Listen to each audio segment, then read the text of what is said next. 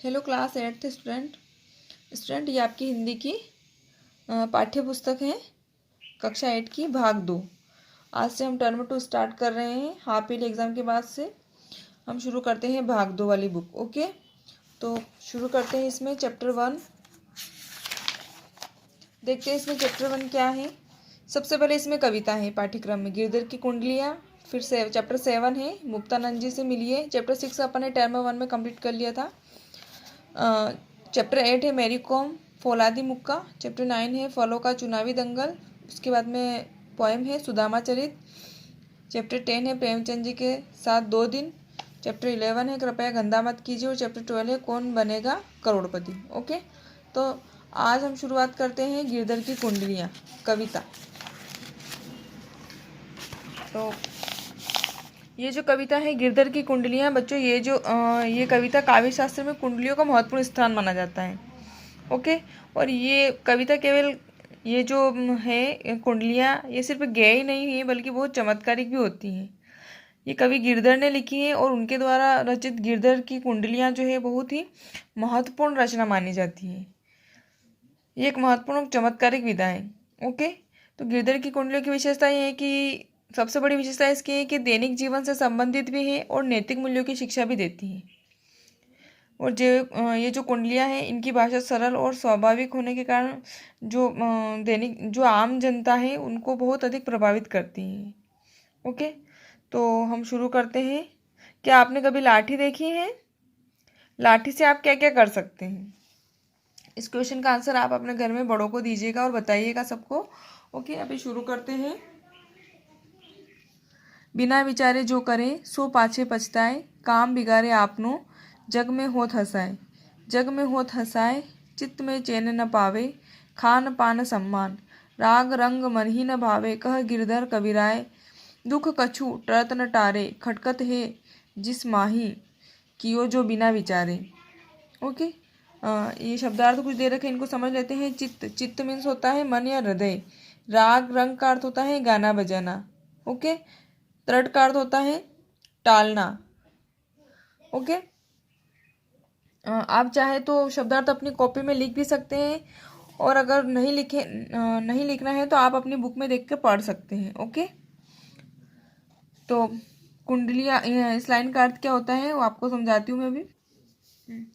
इन पंक्तियों के माध्यम से जो है गिरधर कवि हैं वो हमें ये बताना चाहते हैं कि जो व्यक्ति बिना विचारे काम करता है उसका काम बिगड़ जाता है और लोग उसका मजाक उड़ाने लगते हैं। उसका मन हर समय अशांत रहता है, उसे कुछ भी अच्छा नहीं लगता। बिना विचारे जो करे सो पाछे पछता है, काम बिगाड़े आपनो जग में होता है। मतलब जो बिना विचारे, जो बिना सोच समझ के कुछ भी काम करता है तो उसका काम बिगड़ जाता है और उसकी जग में हंसाई होती है, लोग उसका मजाक उड़ाते हैं और उसका मन हर समय अशांत रहता है। जग में होता है चित्त में चैन न पाए, उसका मन जो है मतलब मन में अशांति रहती है हर समय और उसे कुछ भी अच्छा नहीं लगता है।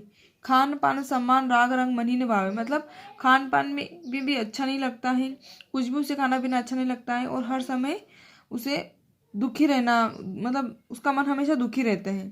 इसलिए इस दुख से बचने का उपाय यह है कि हमें हमेशा सोच विचार कर कुछ भी काम करना चाहिए। बिना विचारे हमें कुछ भी काम नहीं करना चाहिए। ओके, तो इस लाइन का अर्थ कुल मिला के सार ये है कि हमें कुछ भी काम करने से पहले बहुत अच्छे से सोच समझ लेना चाहिए, उसी के बाद हमें कोई भी डिसीजन लेना चाहिए। स्टूडेंट, ये जो गिरधर कवि थे बहुत ही सरल भाषा में नीतिपरक बातें अपनी कुंडलियों में लिखा करते थे, है ना। इसी कारण वे जनता में बहुत अधिक लोकप्रिय थे। और कुंडलियों की विशेषता है कि इनमें 6 पंक्तियाँ होती है। 6 पंक्तियाँ होती है कुल मिला के, 2, 2, 4 और ये 2, 6, है ना। अगर 6 पंक्तियाँ हैं तो वो क्या होगी? कुंडलियाँ। ओके, तो कवि गिरधर अपनी दूसरी पंक्ति के अनूठी भाषा का प्रयोग बड़े प्रभावशाली ढंग से तीसरी पंक्ति में करते थे। इसी कारण कुंडलियों का सार अत्यंत रोचक बन जाता था, है ना। तो इसके बाद आगे पढ़ते हैं अपन। और हाँ, एक बात आपको समझने की बात यह है कि इसमें क्या होता है कि जिस प्रकार से कान में जो कुंडल होते हैं पहनने के, जो कानों में कुंडल पहने जाते हैं, उसका पहला सिरा और अंतिम सिरे को अंत तक जोड़कर पहना जाता है ना। ठीक इसी प्रकार से पद्य के अंतर्गत जो कुंडलियाँ लिखी जाती हैं, जो कुंडलियों की रचना की जाती है, उसका पहला और अंतिम अक्षर एक होता है ना। ये देखिए, बिना विचारे और बिना विचारे, है ना। अंतिम और पहला अक्षर एक होता है कुंडलियों का। तो चलिए दूसरा अंश पढ़ते हैं।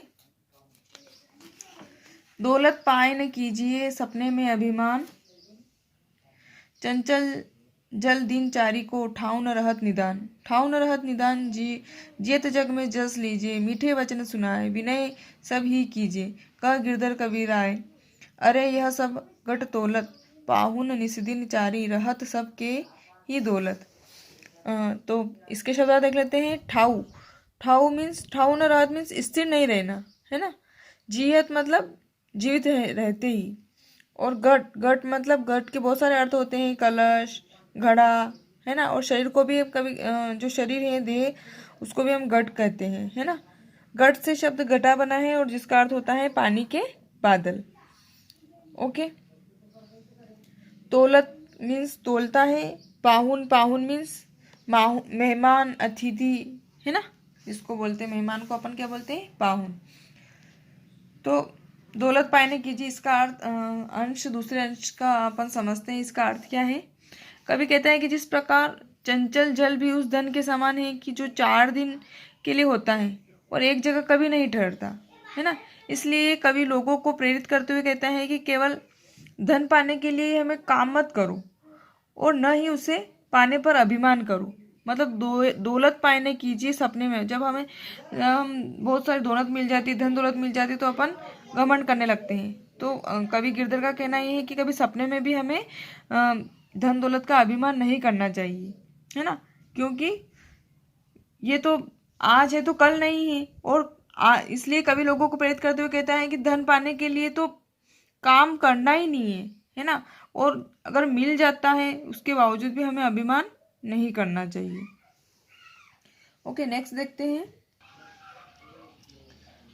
लास्ट है। लाठी में गुण बहुत है सदा रखिए संग, गहरो नद नालो जहाँ तहाँ बचावत अंग। तहाँ बचावत अंग झपटी कुत्ता को मारे, दुश्मन दीवा गिर हो तिन्हू का झारे। कह गिरधर कबीराय सुनो है दूर के बाटी, सब हथियारन छाड़ी हाथ में लीजिए लाठी। लाठी, अभी अपन ने पढ़ा था कि लाठी का क्या अर्थ होता है, लाठी किसे कहते हैं। लाठी जो है भारतीय युद्ध कला में प्रयुक्त एक छड़ीनुमा डंडा है। यह 5 से 8 फुट का लंबी होती है। यह बांस या किसी कठोर लकड़ी की होती है। कभी कभी इसके सिरों पर धातु का ढक्कन चढ़ाया गया होता है। भारतीय पुलिस इसका उपयोग प्रायः भीड़ों को नियंत्रित करने के लिए करते हैं। लाठी चलाने वाले विशेषज्ञ को लठेत कहते हैं। ओके, तो आया समझ में आपको। लाठी जो है ये छड़ीनुमा होती है, एक छड़ीनुमा डंडा है और बहुत लंबी होती है और बांस की होती है या लकड़ी की होती है। ठीक है, ये 5 से 8 फुट की होती है। ओके, तो इस लाइन का अंश अपन समझते हैं। कवि ने यह लाठी को बहुत गुणकारी बताया है ना। लाठी में गुण बहुत है, मतलब कवि कह रहा है कि लाठी में बहुत अधिक गुण है, सदा रखिए संग, और उसको हमेशा अपने साथ रखना चाहिए। कवि ने प्रत्येक व्यक्ति को साथ लाठी रखने की सलाह दी है। और कवि कहता है कि यदि नाला आ जाए तो हम लाठी के सहारे कूदकर नाला पार कर सकते हैं।